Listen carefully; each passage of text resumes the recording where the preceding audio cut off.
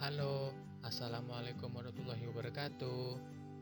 Halo adik-adik, sekarang kita akan belajar materi sosiologi ya, yaitu kelompok sosial, pengertian, ciri, jenis, dan contohnya. Kira-kira apa sih yang dimaksud dengan kelompok sosial? Menurut Surjono Sukanto, kelompok sosial adalah himpunan atau kesatuan manusia yang hidup bersama karena saling berhubungan di antara mereka secara timbal balik dan saling mempengaruhi. Adapun menurut pendapat lain, menurut Robert Camerton, kelompok sosial merupakan sekelompok orang yang saling berinteraksi sesuai dengan pola-pola yang telah mapan. Jadi, dapat disimpulkan bahwa kelompok sosial adalah kesatuan individu dalam masyarakat yang memiliki ikatan kebersamaan dan saling berinteraksi serta memiliki kesadaran terhadap keanggotaannya di dalam sebuah kelompok. Adapun beberapa ciri-ciri tentang kelompok sosial, yaitu 1. Partisipasi aktif. Adanya partisipasi aktif dari orang-orang yang ada di dalam kelompok sosial tersebut. Yang kedua, kesamaan dalam anggota. Adanya persamaan ciri atau kelompok di antara mereka, para anggotanya memiliki cita-cita yang bersama. Yang ketiga, adanya struktur organisasi. Terdapat struktur tersendiri dalam kelompok sosial, misalnya pada saat sekolah, yaitu OSIS. Yang keempat, kegiatan yang dilakukan bersama.